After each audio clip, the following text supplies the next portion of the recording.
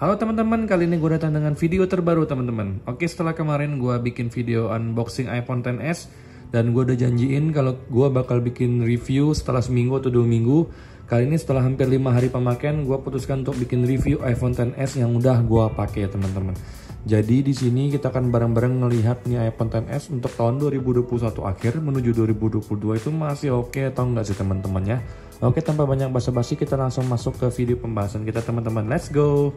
Oke teman-teman, iPhone XS ini lahir tahun 2018 ya teman-teman. Apple mengeluarinnya tahun 2018 setelah sebelumnya sang kakak iPhone X atau iPhone X hadir mengubah wajah dunia ya. Sebelumnya kita masih ingat ya, iPhone X itu terkenal dengan jargon Om, iPhone X Om, iPhone X Om karena waktu itu betapa mahalnya. Jadi iPhone XS ini menurut gua adalah penyempurnaan dari iPhone X dan iPhone XR itu menurut gua. Kalau menurut kalian tidak apa-apa karena di sini kita saling sharing teman-teman.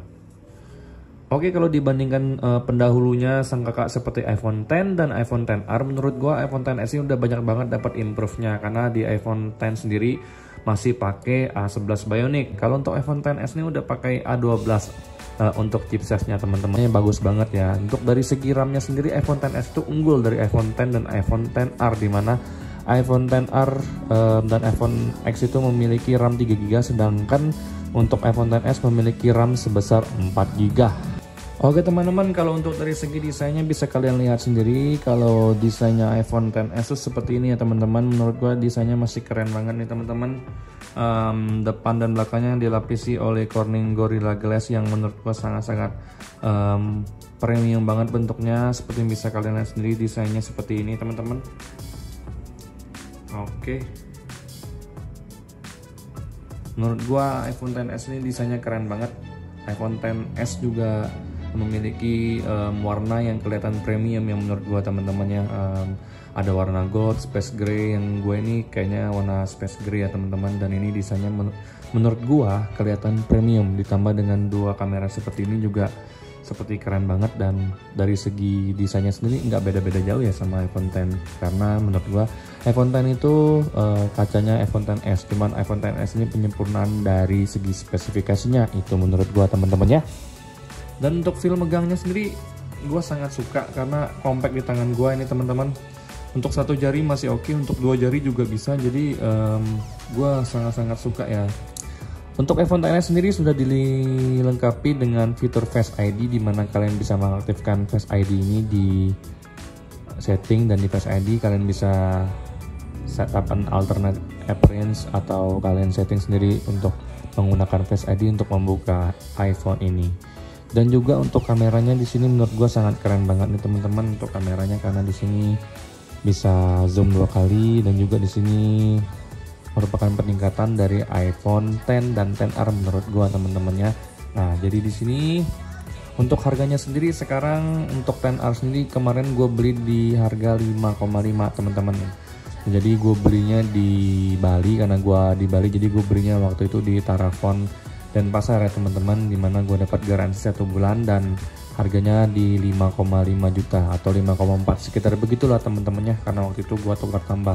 Tapi gue cek ada yang mulai jual iPhone XS ini di bawah 5 juta, ada di sekitar 4,8 atau 4,9. Kalian bisa cek di marketplace kepercayaan kalian, karena gue sendiri belum nemu, tapi gue sempet lihat ada yang jual harga segitu ya teman-teman. Kalau untuk layarnya sendiri, untuk iPhone XS sudah dibekali oleh Super Retina OLED HDR10 Dolby Vision 625 nits HBM dengan besar layar 5,8 inci dan juga resolusi 1125 x 2436 pixels dan protection dari scratch resistant glass, oleophobic coating, white color guard mode, 3D touch, dan True Tone. Seperti yang kalian tahu, ini udah kelasnya yang bagus banget ya untuk kelas iPhone, karena memang iPhone gak main-main dalam mengeluarkan smartphone mereka teman-teman. Untuk dari daya tahan baterai sendiri lumayan kuat menurut gua, karena iPhone XS disenjatai oleh kapasitas baterai 2658 mAh yang menurut gua sudah lebih dari cukup untuk pemakaian sehari-hari. Karena di sini kemarin di iPhone 8 aja gue pakai 1800-an mAh itu juga cukup tahan ya, apalagi yang 2658 ini. Jadi kalau untuk daya tahan baterainya sih menurut gua oke-oke aja, dan kapasitas baterainya sudah mumpuni ya. Cuman kalau untuk pemakaian sehari-hari menurut gua 10S di tahun 2021 akhir menuju 2022 ini belum terlalu support dengan kegiatan gua, karena menurut gua iPhone ini cuma tahan sekitar 6 jam ya. Pemakaiannya juga nggak terlalu kenceng-kenceng banget, cuman sekedar sosmed, Instagram. Tapi gue nggak tahu kenapa jadi kelihatan kayak ini handphone nggak bisa tahan sampai seharian, sampai 8 jam, 9 jam atau 10 jam, cuma tahan sekitar 5 sampai 6 jam. Padahal baterai health gue masih di angka 84%, dan gue nggak tahu ini baterai healthnya beneran atau memang udah disuntik. Jadi menurut gue baterainya salah satu hal yang menurut gue agak mengganggu sih teman-teman, karena gue ngecas dari malam ya gue ngecas, dan gue pagi-pagi udah penuh. Gue mulai kerja dari jam 9 pagi sampai jam 4-an itu udah merah teman-teman, udah harus dicas. Ya menurut kalian mungkin biasa-biasa aja, tapi bagi gue kayaknya kurang deh, karena di iPhone 8 gue sebelumnya tahan banget. Itu sih kalau untuk dari baterainya. Bagi gue iPhone XS ini adalah salah satu smartphone yang sangat gue sukai. Jadi gue harap kedepannya Apple sedikit memperhatikan untuk tetap mengeluarkan iPhone seperti ini, karena menurut gue iPhone ini desainnya nggak bakal mati, dan dari performanya juga keren banget, nggak ngecewain. Jadi mau sampai kapanpun harapan gue kedepannya iPhone ini akan tetap ada dan akan diperbarui sama Apple ya kedepannya. Kalau untuk iPhone gue sendiri ini udah support iOS 15.1 karena kemarin gue sempat update teman-temannya. Jadi di sini kalian bisa lihat sendiri di sini iOS 15.1, dan ini bakal support terus mungkin sampai iOS 16 ya, atau iOS 17 kita nggak tahu. Yang pasti sekarang iPhone XS termasuk salah satu smartphone yang masih mendapatkan support full dari Apple teman-teman.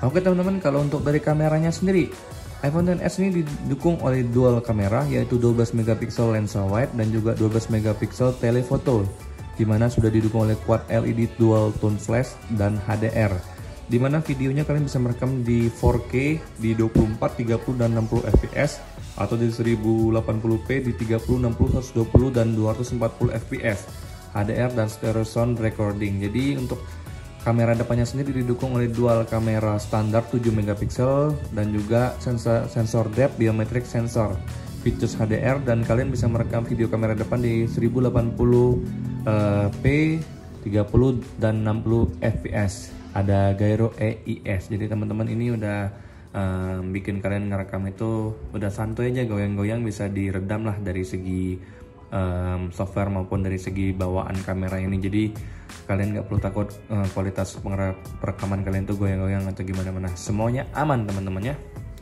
Oke teman-teman, kalau untuk hasil foto seperti ini teman-teman bisa kalian lihat sendiri kalau fotonya tuh bagus banget, nggak ada lawan. Jadi masih sangat keren dan salah satu smartphone yang masih bisa gue bilang salah satu smartphone flagship teman-teman. Jadi jangan kalian pikir XS ini udah jadul atau gimana, karena ini menurut gue masih salah satu flagship. Dan juga untuk hasil videonya masih keren-keren aja teman-teman, karena tidak mengecewakan. Seperti ini kualitas perekaman videonya teman-teman. Oh, ini apa namanya? Crocodile. Oke. Tap.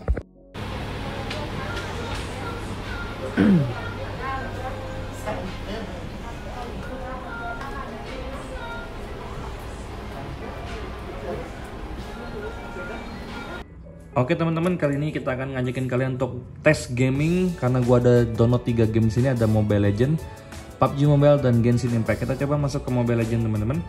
Oke teman-teman, kita udah masuk di menu gamenya. Kali ini kita coba untuk main Mobile Legends ya teman-teman. Seperti misalnya kalian di sini kita masuk ke settingnya. Di sini settingnya udah di ultra dan semuanya tinggi semua teman-temannya. Jadi ini udah settingan paling tinggi, height semua teman-teman. Jadi coba kita mainkan bareng-bareng teman-teman.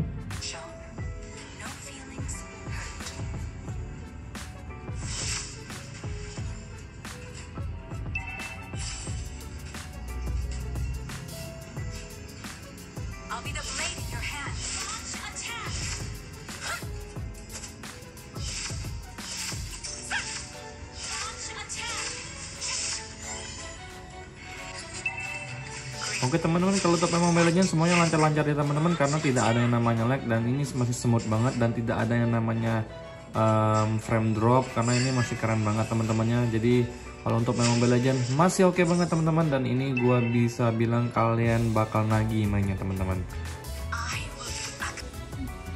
Oke teman-teman, kali ini kita akan tes game Genshin Impact, dimana Genshin Impact adalah game yang nggak sembarangan handphone ya bisa maininnya. Kali ini kita tes nih 10S ini apakah mampu atau tidak untuk melahap game Genshin Impact ini. Bareng-bareng kita cek ya teman-teman.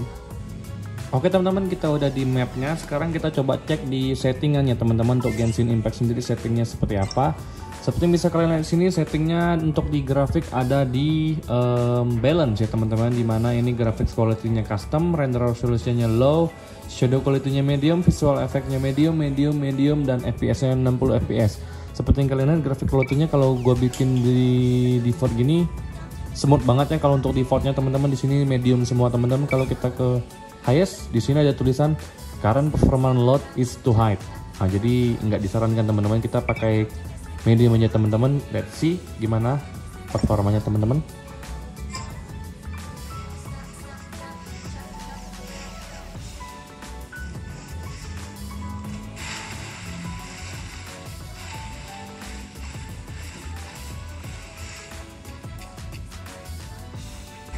Oke teman-teman, kalau untuk dari main sendiri gue ngerasa nggak ada masalah sama sekali ya teman-teman ya. Jadi ini masih lancar-lancar aja dan tidak ada namanya frame drop teman-teman. Jadi di sini masih lancar-lancar aja dan gue masih menikmati banget teman-teman untuk main game Genshin Impact ini teman-teman ya.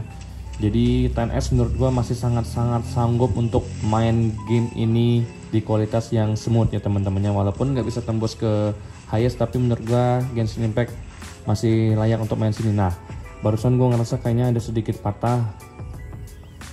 Nah, mungkin di sini untuk main Genshin Impact lama-lama kayaknya kurang mulai bagus ya, tapi karena gue ngerasa ada sedikit patah-patah. Tapi overall kayaknya masih aman-aman aja teman-teman untuk main Genshin Impact di iPhone XS. Oke teman-teman, untuk dari skor performa tes Geekbench-nya sendiri, iPhone XS ini menghasilkan skor 2718, dimana rata-rata sebenarnya iPhone XS itu skornya di 2400-an ya. Tapi iPhone XS ini di skor 2718, dimana ini merupakan result yang menurut gua sangat-sangat bagus untuk iPhone yang udah hampir 3 tahun umurnya teman-teman. Jadi kalau untuk dari segi performa mesinnya dan lain-lain semuanya oke banget teman-teman ya. Oke teman-teman, kalau kalian untuk scrolling IG, kalau untuk main-main sosial media atau cuma buat sekedar baca berita, artikel dan lain-lain, sebenarnya iPhone ini sangat-sangat mumpuni teman-temannya, karena di sini nggak ada banget yang namanya lag atau misalkan lambat banget atau misalkan lemot, nggak ada banget teman-temannya, semuanya aman-amanannya dan santai. Jadi ini bikin gua sangat-sangat cinta banget sama iPhone XS ini. Oke teman-teman, kita udah sampai di kesimpulannya. Menurut gue iPhone ini sangat-sangat mumpuni untuk kalian pakai di tahun 2022.